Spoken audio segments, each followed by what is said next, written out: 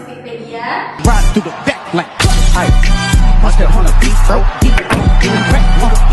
Nah, kali ini kita akan membahas nih topik yang sangat menarik dan relevan, yaitu tentang konsep analisis kebijakan pendidikan. Nah, kali ini kita akan mengupas nih bagaimana kebijakan pendidikan itu dianalisis, apa saja pendekatan yang digunakan, serta bagaimana prosedur itu bisa mempengaruhi kualitas pendidikan kita pada saat sekarang ini. Nah, di sini bersama saya sudah ada dua narasumber kita yang sangat luar biasa, ada Kak Fatma dan Kak Giska. Halo Kak Fatma dan Kak Giska. Halo.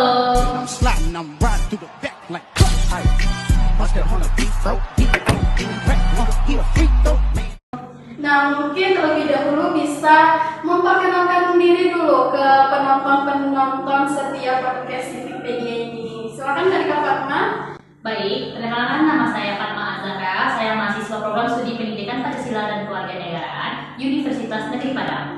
Halo, perkenalkan saya Giska Amanda. Saya mahasiswa program studi pendidikan Pancasila dan Kewarganegaraan Universitas Negeri Padang. Nah, selamat datang nih Kak Fatma dan Kak Giska di podcast Civikpedia. Baik, terima kasih Kak Zia. Senang sekali bisa berbagi informasi dan ilmu terkait dengan analisis kebijakan pendidikan di podcast kali ini. Terima kasih juga ya Kak Zia, karena topik ini sangat menarik kali ya buat kita bahas bersama, karena agar paham akan pentingnya bagaimana kebijakan pendidikan. Nah, baiklah. Di sini kita akan mulai dari konsep dasarnya dulu nih. Nah, menurut pandangan Kak Fatma sendiri, apa sih konsep dari analisis kebijakan itu sendiri? Nah, menurut saya konsep analisis dasar kebijakan pendidikan sendiri yaitu proses berpikir secara sistematis dalam menimbulkan masalah-masalah publik terkait dengan kebijakan pendidikan. Seperti yang telah dikemukakan oleh Burhan dan Makae, lalu Suryadi dan Tilaar, analisis kebijakan pendidikan sendiri merupakan ilmu terapan sosial yang menggunakan argumentasi rasional dan fakta-fakta untuk menjelaskan dan menilai masalah publik terkait dengan kebijakan pendidikan. Lalu dia menghasilkan solusi alternatif berupa kebijakan pendidikan yang ingin diterapkan. Oh, berarti semacam jembatan antara teori dan praktik kebijakan begitu ya Kak Fatma? Betul sekali Kak Zia. Analisis kebijakan ini membantu membuat keputusan untuk memahami masalah-masalah terkait dengan kebijakan pendidikan. Lalu dia menemukan langkah alternatif dan realistis untuk diambil untuk kebijakan pendidikan berikutnya. Oh, begitu. Nah, sekarang menurut Kak Giska nih, apa sih pentingnya dari analisis kebijakan pendidikan dalam konteks pendidikan kita pada saat sekarang ini? Baik, menurut saya itu sangat penting sih Kak Zia, karena kebijakan pendidikan ini tidak hanya berbicara tentang kurikulum saja atau berbicara tentang guru saja gitu ya, tetapi kebijakan pendidikan ini juga berbicara tentang pemerataan akses, buku pendidikan, dan bagaimana relevansi pendidikan untuk kedepannya. Karena dengan adanya analisis kebijakan yang tepat, yang jelas, pengambilan keputusan itu akan berbasis data dan nyata, jadi bukan hanya sekedar asumsi saja. Oh, begitu. Nah, baiklah, kalau kita berbicara tentang teori nih, itu saya ada membaca beberapa referensi. Menurut Swiki menyebutkan bahwa ada 6 langkah teori analisis kebijakan pendidikan itu sendiri. Mungkin bisa dijelaskan oleh Kak Fatma secara singkat, apa sih langkah-langkah dari kebijakan pendidikan itu sendiri gitu? Nah, benar sekali Kak Zia, ada 6 langkah di dalam menentukan teori-teori analisis kebijakan pendidikan menurut Wiki. Yang pertama, kita harus memverifikasi dan merinci permasalahan pendidikan tersebut. Yang kedua, kita harus menetapkan kriteria evaluasi. Yang ketiga itu kita mengidentifikasi berbagai alternatif yang ada. Yang keempat, kita mengevaluasi berbagai alternatif yang sudah kita susun. Lalu yang kelima itu kita memilih salah satu alternatif yang terbaik. Lalu yang terakhir kita yaitu memantau hasil dari kebijakan yang telah kita terapkan. Oh, jadi begitu. Jadi prosesnya cukup panjang ya Kak Fatma? Iya, betul sekali Kak Zia. Karena kebijakan itu tidak bisa hanya ditentukan oleh dalam satu tahap saja. Harus melalui analisis yang mendalam terkait dengan masalah-masalah dan dampak yang ditimbulkan setelah diterapkan kebijakan tersebut. Oh, berarti harus memikirkan dampaknya juga ya? Iya, betul sekali Kak Zia. Oke, selanjutnya menurut pandangan Kak Giska nih, apa sih teori yang paling relevan itu dalam analisis kebijakan pendidikan itu sendiri? Baik, saya pikir teori yang relevan itu yaitu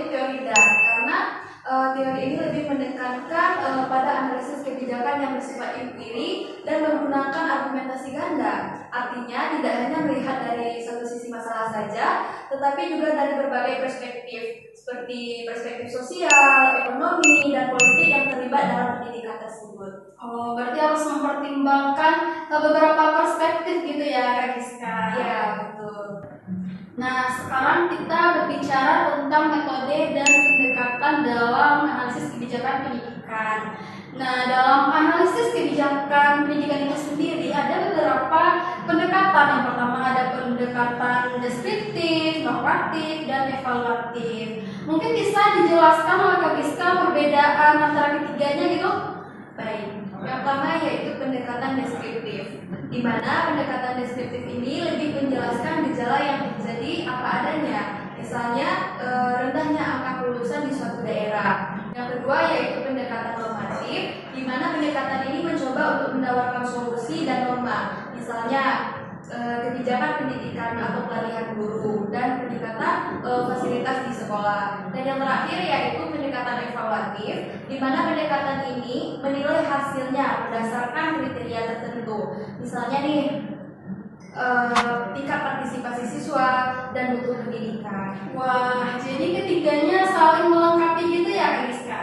Nah, ya betul sekali, di mana pendekatan deskriptif itu memberikan data, normatif itu memberikan arahan, dan evaluatif yaitu memberikan atau menilai hasilnya. Wah, sangat detail sekali ya penjelasan dari Kak Giska ini.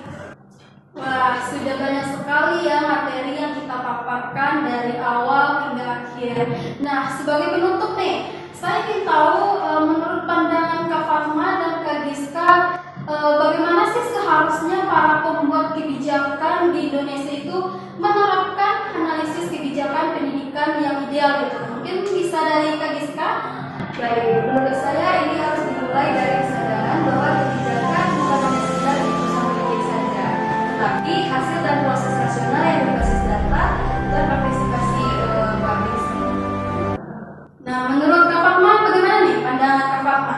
Saya setuju dengan pendapatnya Kak Giska, yaitu analisis kebijakan harus dilakukan dengan pendekatan ilmiah, interdisipliner, dan memperhatikan nilai-nilai etika dan norma sosial agar kebijakan yang lahir benar-benar memperhatikan dan bermanfaat bagi masyarakat. Wah, luar biasa ya menurut pandangan Kak Fatma dan Kak Giska. Wah, menarik sekali ya perbincangan kita pada hari ini. Nah, dari paparan materi dari Kak Fatma dan Kak Giska bisa disimpulkan bahwa analisis kebijakan pendidikan itu sendiri merupakan proses penting dalam membuat kebijakan itu, harus benar-benar menjawab kebutuhan pendidikan masyarakat Indonesia. Nah, selain itu, analisis